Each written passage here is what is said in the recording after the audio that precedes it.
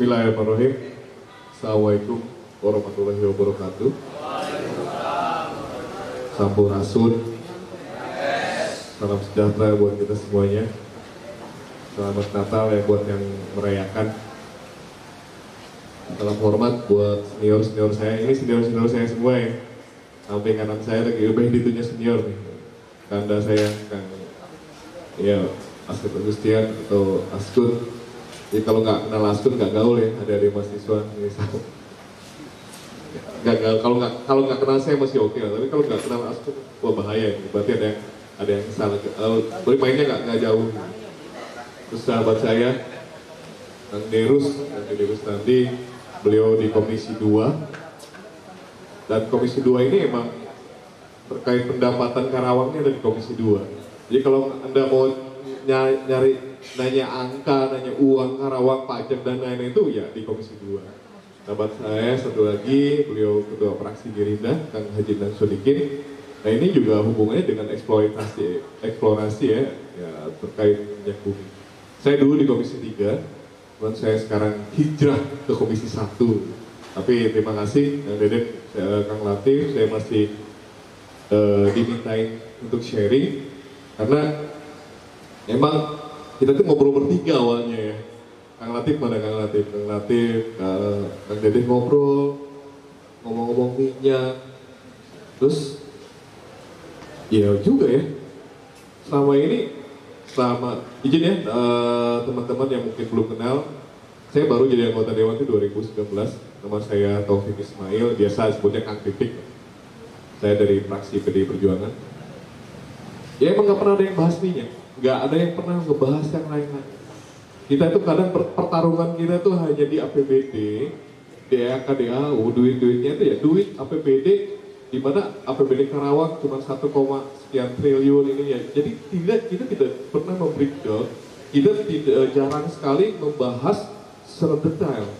Karena kalaupun kita keras atau apapun ya kayunya nggak bersambut gitu. Jadi ada yang miss, linknya itu ada yang miss di Karawang itu. Bagi saya ini ada yang miss di Karawang. Kenapa ada yang miss di Karawang? Kalau kita tracking, Anda gampang lah. Kalaupun saya bicara data, Anda tinggal klik Google semua keluar kok. Tinggal Anda ketik potensi minyak di Kabupaten Karawang akan keluar semua. Saya pernah upload itu, saya pernah sebelum diskusi saya pernah sampaikan terkait permasalahan Karawang. Jadi ada satu clue ya, ini Karawang masuk Karawang ekstrim, tetapi ada potensi per hari itu bisa mencapai 4.000 barrel per hari minyak Karawang. Ya, kenapa Bupati Meranti? Nah ini Bupati Meranti itu kayak semacam pemantik sebenarnya. Ketika saya loh, bener juga ya. Cuman emang bahasanya agak ekstrim juga. Ya itu ya sebenarnya kurang elok. Makanya kita sekarang diskusi ini adalah diskusi mencari pemikiran menyamakan frekuensi. Ternyata emang Karawang ini potensinya sangat luar biasa. Saya tidak melihat political will ya. Kalau kita terlambat, ya betul kita emang terlambat mendiskusikannya. Harusnya sebelum revisi undang-undang ya, undang-undangnya 2002 itu keluar, kita harus berdiskusi seperti itu. Tetapi siapa yang mau mendiskusikan? Siapa yang aware terhadap permasalahan ini? Anda hitung, kalau saya punya datanya, kita selama 5 tahun, 2015 sampai 2020 kalau nggak salah itu kita menghasilkan 3.900.000 barrel per 5 tahun. 5 tahun, itu minyak belum gas. Ya betul tadi, kalau asumsinya 6,5%, kita cuma kebagian, bagi hasil itu sekitar 129 miliar per 5 tahun. Jadi sekitar 25 miliar per tahun. Ya saya itu ada revisi-revisi tadi juga sebenarnya kaget juga. Ternyata yang harusnya di undang-undang itu kita mendapatkan 15,5% dari DBH itu, berarti gedean pusat dong 85%. Jadi Anda harus bangga ya. Saya sebagai warga Karawang, ternyata kita bangga, kita kaya, kita bisa mensubsidi wilayah-wilayah yang ada di Indonesia.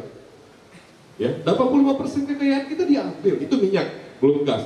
Gas itu sekitar ada ya, nanti gas itu uangnya diambil pusat dan itu dibagikan untuk pembangunan Indonesia. Jadi Karawang berkontribusi luar biasa terhadap pembangunan Indonesia. Dibalikinlah sama negara, Karawang itu 15,5%. Tetapi 15,5% itu nggak nyampe semua ke Karawang. Diambil 2,5% oleh provinsi, ke provinsi itu dikasih duit juga gitu oleh Karawang itu dari sisi minyak. Daerah-daerah satelit atau daerah-daerah sekitar kita itu dikasih juga 3% yang nggak punya minyak. Di Jawa Barat berapa sih daerah yang punya minyak? Subang, Karawang, Indramayu, Cirebon, itu aja baik Bekasi. Yang lain kan nggak punya minyak, tapi kita kasih 3%. Udah gitu minyak kita dikelola oleh pengelola tadi kayak kilang kayak mungkin Balongan atau apa, itu ngasih lagi 1%. Jadi dibaca ya, rule itu seperti itu, ya. Nah, yang saya sayangkan, permasalahan ini kita eksploitasi, bumi Karawang itu dieksploitasi udah puluhan tahun. Tetapi apa? Ya, saya salut sama Bupati Meranti ketika dia marah, walaupun saya nggak setuju dengan kalimat-kalimat. Dia marah, tapi dia juga melakukan class action, dia melakukan langkah hukum. Apa langkah hukumnya? Dia ke MK. Bergaining, nah kenapa pemerintah Kabupaten Karawang? Saya menjadi pertanyaan, tahu nggak sih pemerintah Kabupaten Karawang terhadap permasalahan ini? Ya, harga minyak itu per barrel itu $87. Yang nggak tahu per hari ini ya, kita fluktuatif harga minyak dunia sama ya, karena harga emas dunia itu kalau di pasar trading kita di $87. Kalau misalnya $1 itu Rp15.000, udah berapa? Udah 1 juta sekian dikali berapa juta barrel, berapa ratus miliar. Artinya kita hanya mendapatkan di laporan yang saya baca, kita hanya mendapatkan sekitar 129 miliar selama 5 tahun. Jadi per tahun itu sekitar 25 miliar. Nah, di sini saya sebenarnya Bupati Meranti ini menginspirasi. Kalau tadi narasumber bilang berbagai daerah ini udah mulai bergeliat. Bisa nggak sih? Tadi saya cuma ada miss tuh, ada peluang kita. Ya. Ini ada peluangnya apa nih? Peluang terkait undang-undang nih. Nah, itu pintu masuk kita. Pintu masuk kita daerah Karawang untuk melakukan action atau untuk supaya ada revisi regulasi negara terhadap kebijakan itu. Itu yang mesti kita pahami, yang mesti kita konsen di situ. Karena apa? Karena sudah menjadi produk, ya kan? Sudah menjadi undang-undang. Ya kalau menjadi undang-undang, kita kemana langkahnya ya? Kita hajar lagi dengan makanya deh hadir ketua. 25 desa Karawang Estate terbagi di 3 wilayah itu rata-rata penghasil minyak. Ini ada satu anomali cuaca ada satu paradoks yang ada di Kabupaten Karawang. Nah, makanya ini adalah sebuah pematik diskusi publik ini. Paling tidak kita semakin ada perwakilan mahasiswa, media dan lain-lain, kita terbuka. Oh ternyata emang Karawang sangat kaya. Ada bangga, saya bangga kok dengan Karawang. Walaupun Karawang dihajar abrasi, walaupun Karawang bentar lagi pesisir hilang lah dengan abrasi udah puluhan tahun, saya nggak paham lah. Pola-pola pikir yang mungkin nggak tahu lah, saya mungkin sahabat-sahabat saya di eksekutif terlalu sibuk untuk memikirkan hal lain daripada memikirkan apa sih harusnya ketika menjadi pemimpin sebuah daerah itu kita juga harus kreatif, harus inovatif. Apa nih yang bisa kita dapatkan? Saya bukan hanya masalah gas yang saya kritisi, ribuan pabrik yang ada di Karawang, NPWP-nya paling NPWP cabang, dia kantor cabang kok, kantor pusatnya di Jakarta. Berapa ribu perusahaan itu dari sisi sektor pajak. Jadi ini Karawang ini perlintasan doang gitu. Nah maksud saya ayolah kita berpikir jernih. Apa langkah dari ini? Saya dikasih clue nih sama Kang Mamit yang mungkin kita perdalam ya Kang Deden ya. Ini ada peluang di mana? Nah, kalau ada di peluang, mari kita sama-sama. Saya siap kok sebagai anggota DPRD menyuarakan. Mari kita perlu kita ke MK bareng. Ya ke MK minta revisi lah. Nah ini pasti seluruh daerah di Indonesia akan menyepakati. Tadinya saya mau panggil Ahok juga ya sebagai komisaris diskusi publik ini gitu, migas gitu. Ya kan ada yang bis, ya 85%. Ya kita cuma dapat 6,5% ternyata. Dari 3 ada tinggal persentase aja di Android ada di apa kali 3.900.000 barrel, 6%-nya berapa? Selama 5 tahun. Nah ini ada sebuah hal yang perlu kita diskusikan, kita perlu cari jalannya, solusinya seperti apa. Karena selama ini saya melihat pemerintah Karawang nggak pernah nyinggung masalah ini. Satu lagi PR. Saya PR kami nanti dilanjutkan ya. Ini ada ketua Pansus sebetulnya. Ada duit partisipasi interest yang untuk Kabupaten Karawang itu standby parkir itu ada 30 miliar lebih. DBH bagi hasil dari Pertamina dan lain-lain. Tapi itu duitnya standby di bank yang nggak ada bunganya, yang nggak jelas di bank. Syaratnya duit itu cair apa? Perda, BUMD, Petronas dihidupkan kembali. Itu sudah masuk bawah perda, tinggal dipansuskan. Nunggu pansus, nunggu paripurna perda, nunggu perpu. Itu duit itu ada standby. Dan saya sudah klarifikasi, saya sudah negur ke eksekutif, ke Asda atau apa gitu Pak Asda. Duitnya gimana ini? Ini masuk APBD enggak, masuk PAD enggak, duit standby gimana? Ayah baru bunganya 30 miliar sekian, enggak ada dana. Ini kan konyol gitu. Maksud saya, lu bisa nggak sih ngatur daerah gitu? Anda bisa nggak sih? Ketika, maksud saya gini, ketika orang-orang itu dulu didaulat oleh rakyat atau termasuk kami, siapapun untuk memimpin sebuah daerah, ya berpikir kreatif lah. Pun bisa mau uli terus ke Kadirjen, minyak itu apa ngelobi ini ngelobi itu. Tapi maksud saya ini ada yang miss, Karawang ini miss gitu.